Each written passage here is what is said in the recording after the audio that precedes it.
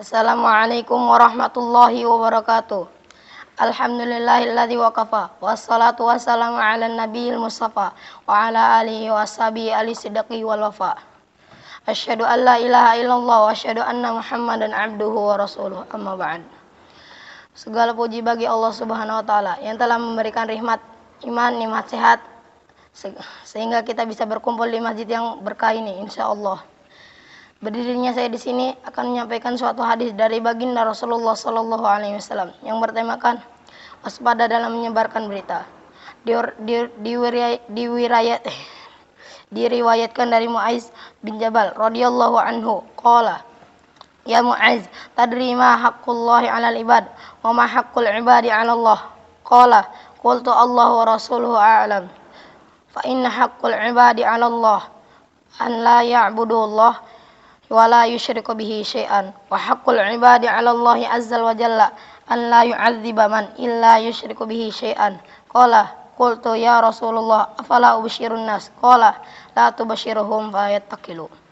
Rasulullah sallallahu alaihi wasallam bersabda kepadaku, wahai Mu'adz, apakah kamu tahu apa hak Allah yang wajib dipenuhi oleh para hamba dan apa hak hamba Allah yang wajib dipenuhi oleh Allah? Aku menjawab, Allah dan Rasulnya lebih mengetahui. Beliau pun bersabda, hak Allah yang wajib dipenuhi oleh para hambanya ialah supaya mereka beribadah kepadanya dan tidak berbuat syirik sedikit pun kepadanya. Adapun hak hamba yang wajib dipenuhi oleh Allah adalah Allah tidak akan mengazab mereka yang tidak berbuat syirik kepadanya. Lalu aku berkata, wahai Rasulullah, bagaimana kalau aku mengabarkan berita gembira ini kepada orang banyak? Rasulullah Shallallahu Alaihi Wasallam bersabda, jangan, nanti mereka bisa bersandar. Hadis riwayat Bukhari nomor 2856 dan Muslim nomor 154. Isi kandungan hadis. Dalam hadis ini Rasulullah Shallallahu Alaihi Wasallam menyampaikan suatu berita ilmu kepada Mu'adz bin Jabal. Namun beliau melarang Mu'adz bin Jabal untuk menyampaikan kepadanya sahabat lain, karena beliau Sallallahu Alaihi Wasallam khawatir kalau mereka salah paham terhadap kandungan hadis ini. Mu'adz bin Jabal akhirnya menyampaikan hadis tersebut ketika beliau hendak wafat, karena beliau khawatir ketika beliau wafat masih ada hadis yang belum beliau sampaikan kepada sahabat yang lain. Pada masa ini ketika harus informasi demikian mudah, seringkali tanpa berpikir panjang kita langsung menyebarkan men-share semua berita dan informasi yang kita terima melalui media sosial tanpa terlebih dahulu meneliti kebenarannya.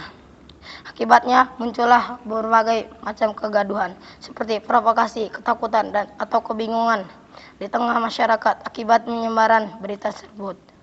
Padahal Rasulullah SAW dengan tegas mengatakan, cukuplah seseorang dikatakan sebagai pendosa apabila dia mengatakan semua yang didengar. Hadis riwayat Muslim nomor 7.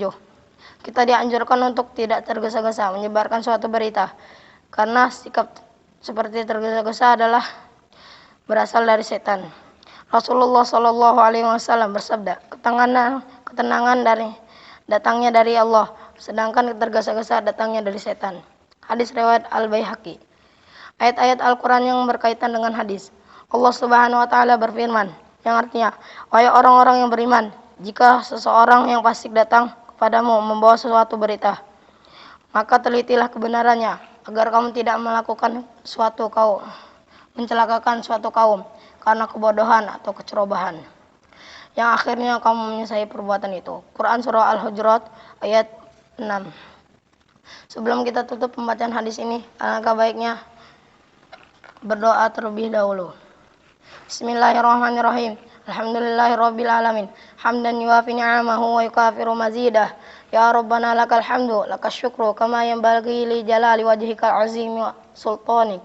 Allahumma salli wa sallim ala sayyidina Muhammad wa ala ali sayyidina Muhammad. Ya Allah yang maha besar dan maha kuasa, kami mohon kepada Engkau ya Allah untuk para musyrif, pemberi wakaf, orang tua asuh, donatur, pembina dan pengurus yayasan, pengurus pompes, Bapak Ibu jamaah salat subuh Masjid Zaratul Abrar dan umat muslim dan muslimat. diampuni dosa-dosanya, dosa besar, dosa kecil, disengaja ataupun tidak disengaja.